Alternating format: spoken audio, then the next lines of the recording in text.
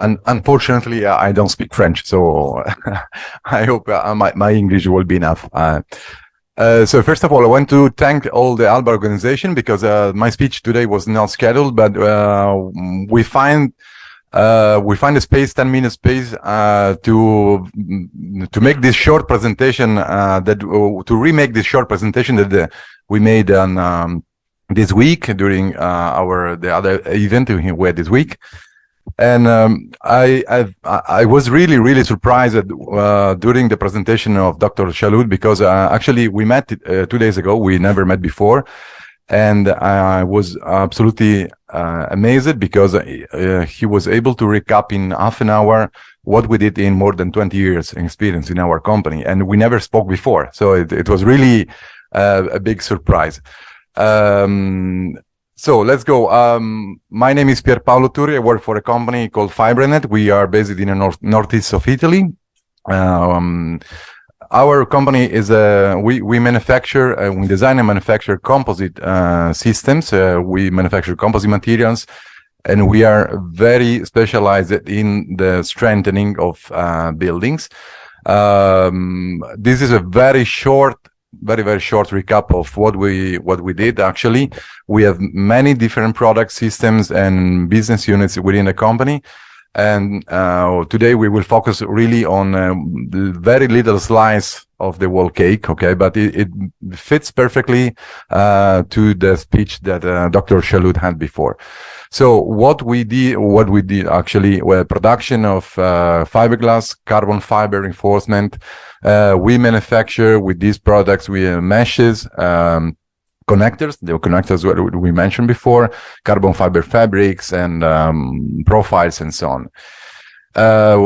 With these materials, we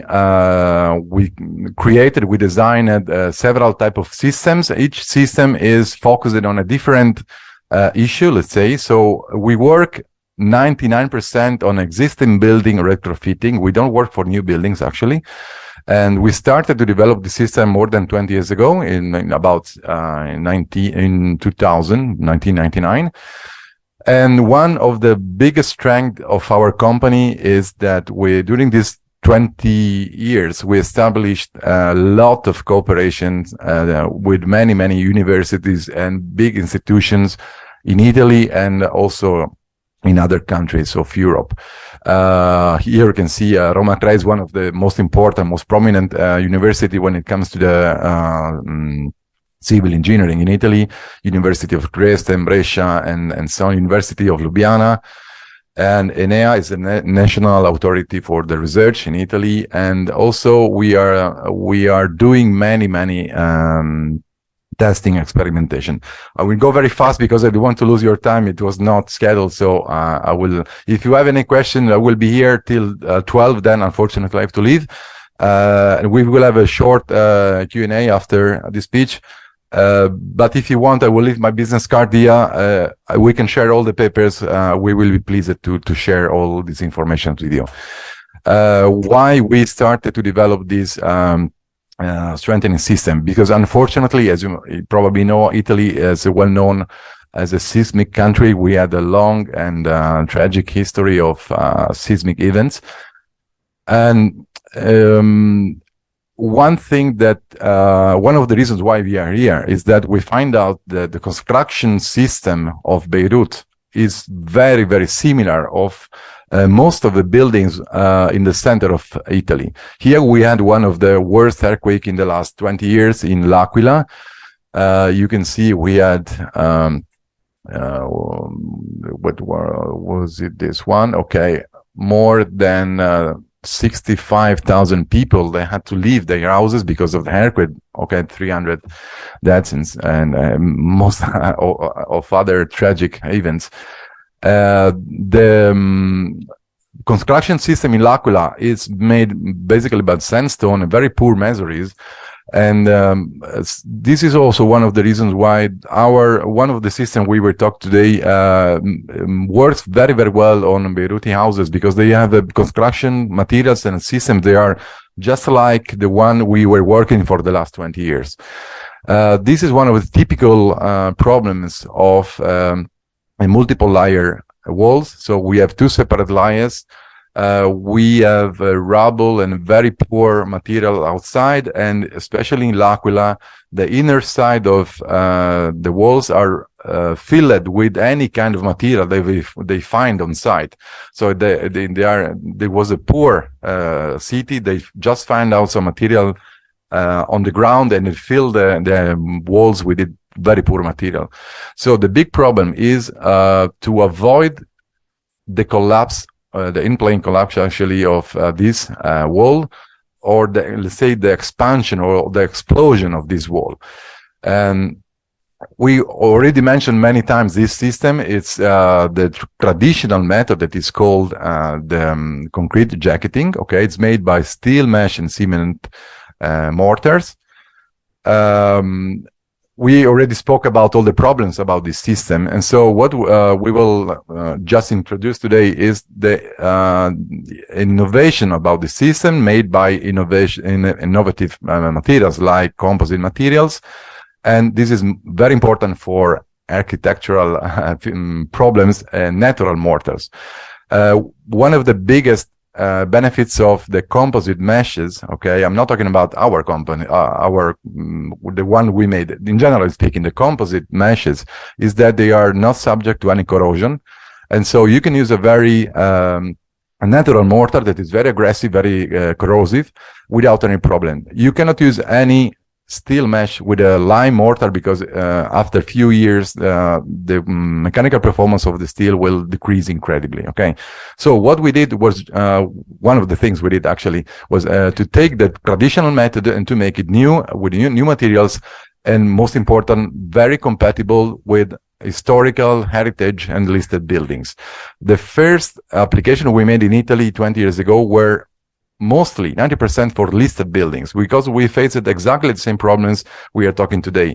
The restorers, the architect, they didn't allow us to use any cement, any steel, any glue, any new material, and this system answered to all these kind of questions. Okay, so you can see here actually it's a simple, let's say, jacketing made. Usually it's applied on two systems. It's called the CRM.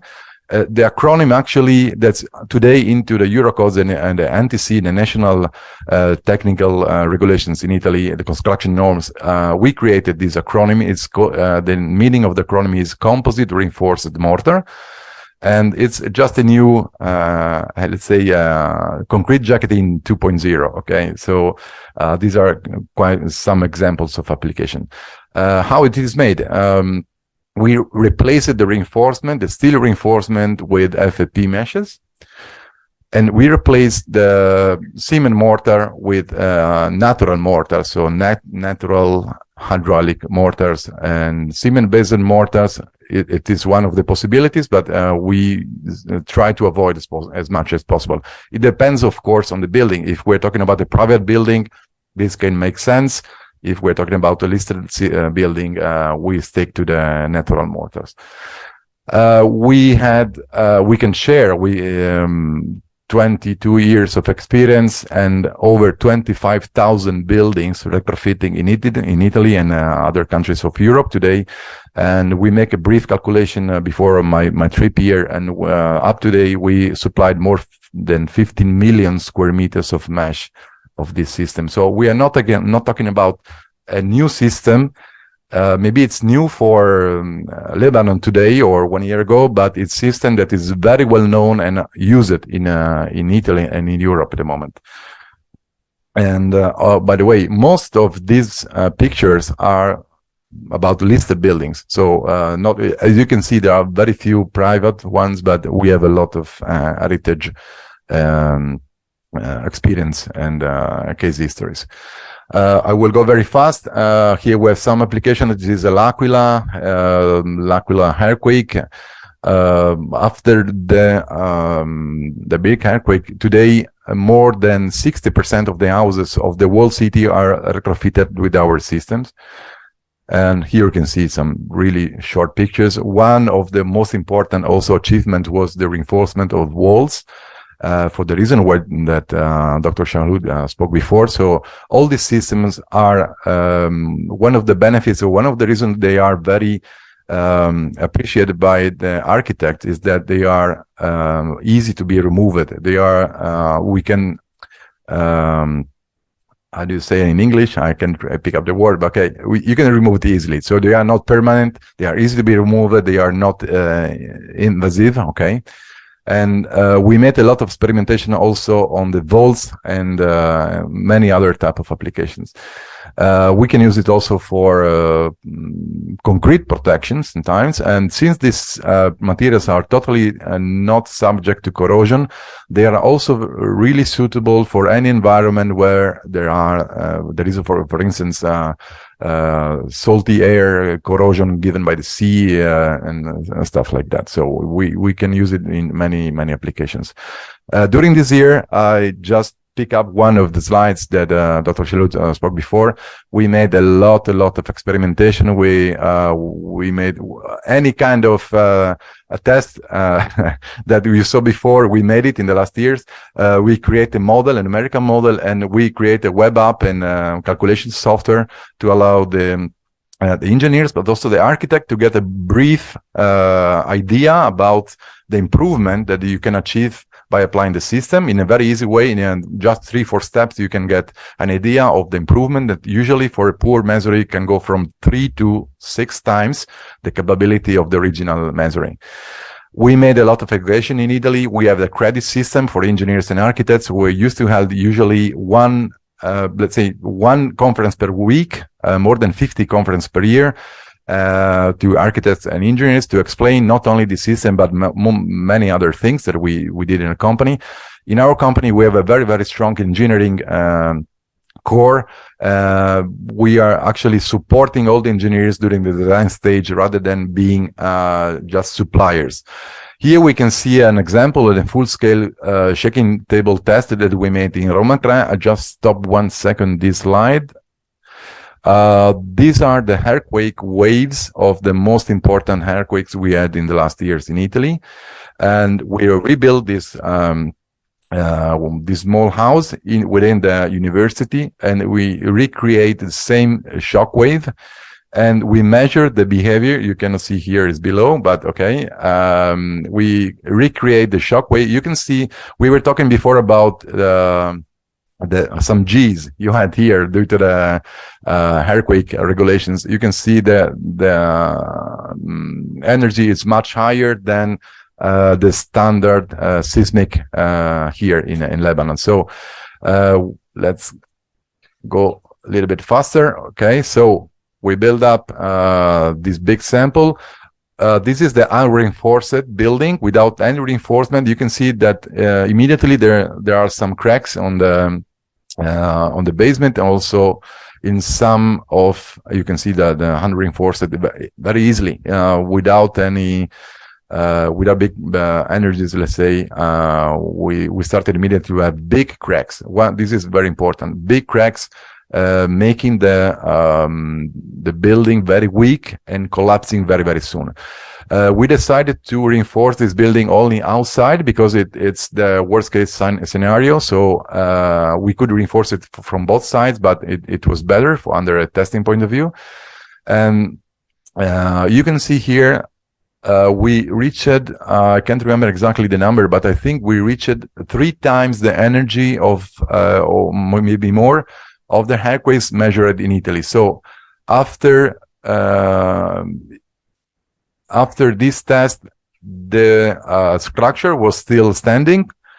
The cracks are much smaller, and one of the big achievements of the CRM systems is that we improve a lot the ductility of the building. It means that there is a big displacement of the building, but it's still standing. So even if it's damaged, let's say one of the focus is not to avoid the damages of the building, because it's impossible, but to make it safer, because as long as you have a big displacement but the building is still standing, all the people inside they have the time to escape, and we can really save a lot of lives with this system. We stopped the test after a while because even if the building was still erected, we didn't continue the test because we reached so high energy that it doesn't make any sense to continue. And I'm almost finished, don't worry. This is another very important test we made recently. This is a European project constraint. And here you can see the spandrel test, unreinforced spandrel without any mesh, without any reinforcement. And here you can see the reinforced one. What you can see, the big difference. Here we have immediately a big crack in the middle. Here we have a huge amount of very small cracks. This means that one of the benefits of the CRM systems is exactly what Dr. Lahoud was speaking before. So the capability to create a box-like behavior of the building and to make a diffusion of the energies and reducing the local mechanism. You can see, I don't know if you can see, it lasts for really 10 seconds. Just have a look to the displacement of this spandrel at the end of the test is really huge. We are talking about more than 15 centimeters, if I can remember, but it's still perfectly erected without any problem. You can see it. It's really impressive. Let's go very fast. We already made a very important project here in Beirut in cooperation with the Live Love Beirut. That was a key partner for us because they called us. We had a very strong cooperation in the last year. It was really a pleasure to work with them, and we helped them to make a retrofitting design of 6 buildings in Remail cluster. Today, 5 of these buildings are already finished. We made a visit yesterday, and they made an incredibly huge and beautiful job in an incredibly short time, actually, because in less than 6 months they finished and completed all the job. This was the situation before. This is during the installation of the system. If you go to visit the site, you can see what amazing job they did in the last few months. For this cluster, actually, we had a different approach that also was mentioned by Dr. Lahoud. Since the buildings in Remail cluster are very complicated, they are erratic, they have not, let's say, a simple design. We designed it to apply finite model element because this calculation method, let's say, fits better to a complicated and erratic structures. And so I repeat, we met 2 days ago. We never speak before, but I was really surprised that we had exactly the same approach. And this is what the calculation we made. You can see exactly the same model. We can predict exactly which are the energies and the impact of a possible earthquake on the buildings, and we can design exactly how to intervene, where to make a widespread reinforcement, where to make a local reinforcement with carbon fiber or rebars and so on. And this was one of the final slides of the calculation software. So this is all for. I'll try to be very fast because it was not scheduled. If you have any question, I will be available. We have my business card here, and we are here for 20, maybe 10 minutes, 15 minutes. I don't know if you have any question we can answer now. What struck me about the American house is that it's like a car. It requires annual maintenance, painting, waterproofing, sometimes plumbing, etc. Especially with the strong fluctuations between winter and summer. Now, the reason I bring this up is that now that we're introducing high-tech components into stone buildings, we need a cultural shift whereby we become used to monitoring as you provide, with sensors and high technology, but also we need to develop a kind of low-tech habit of examining and monitoring buildings. I mean, with the Italian experience, of more than 20 years, what are your advices, whether our colleague from Italy or our colleague from Lebanon? Yeah, no problems. I do understand your question, actually. In Italy, it's quite the opposite. So we have a very long history. We have the house for Italians is the first value. So they invest a lot of money, they invest a lot of energy in the houses. And when you start working in Italy, the first money you spend is to buy a house. Okay, it's something funny also for me, even if I'm Italian, but I really sometimes it's not easy to understand why a young guy, 20 years old, get a loan for 30 years to buy a house, but it's really in our world. So we are really use it to take care about the houses and also to make daily maintenance to them. When it comes to the technologies, today we touched a lot of points, and only to give you one idea, today we are working. Again, we didn't speak before, okay? We are working to implement the monitoring system within the strengthening system. So we have a big project now running that is a kind of preview to the nobody knows about this. We are working to implement a monitoring system within the strengthening system and to be able to gather some informations during the lifespan of the building. To do what we spoken before, to intervene before something happened. Okay, I do agree with you. It's a real cultural change because I used to visit a lot of countries in Europe. We are quite close to Germany, to Austria. They have a total different approach to the buildings. The renovation of a building makes sense only in very few cases. Sometimes they just say, okay, let's flatten down and start with a new modern one. So it's really a cultural approach. So if you have this approach, then you find a way, not the way around. So we can bring you the most top-notch technology, but if you don't want to take care about your building, it doesn't make any sense. So under a company point of view, I can say that we understand this point, and this is also why we are developing not only a retrofitting system, but also a lifespan monitoring system of the buildings.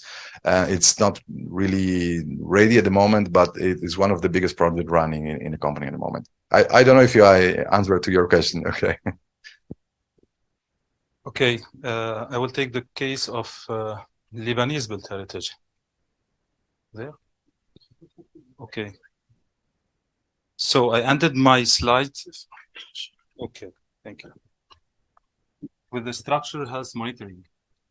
The monitoring can be a very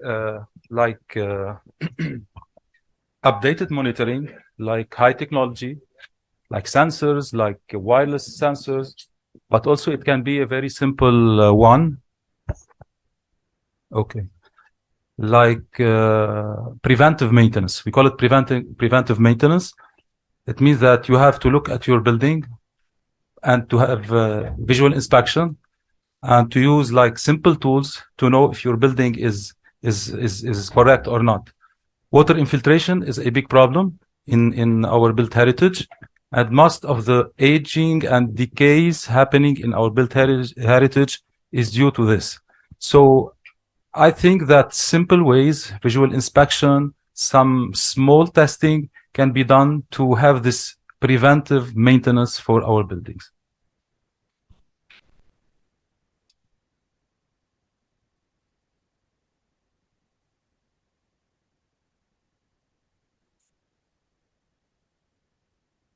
I think that the issue raised by my friend here is an issue that concerns even modern buildings. In Lebanon, I can talk for Lebanon, even modern buildings are not maintained, are not monitored, and we leave it to age, and the infiltration of water is making some buildings age very badly, and others are living fantastically. So I think the culture of monitoring that is apparently in the United States, because they have this type of construction, should be introduced everywhere in the world for modern buildings. I don't know how it happens elsewhere, but I can see myself in my own house, the buildings I built, or my friends' houses, how they are aging, even if they are modern buildings. So I'm sure for modern as for old buildings,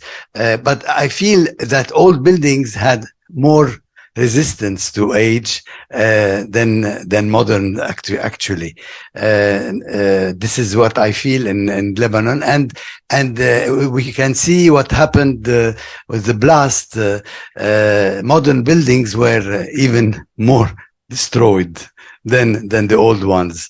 The old ones, unfortunately, they were their destruction was painful, but the modern buildings were almost disappearing with this blast. Anyway. Well, I totally agree that contemporary or old building should have maintenance. So, but the way to make it is different a bit from old to new buildings. Old buildings are resist to age because they are made up of natural materials, not chemically treated like stone or wood, or as Fadlu said, concrete age is like between 80 to 100 years. In Lebanon, maybe 20 to 50 years. So yes, we need maintenance and we need good execution, because good execution make less maintenance during the age of the building.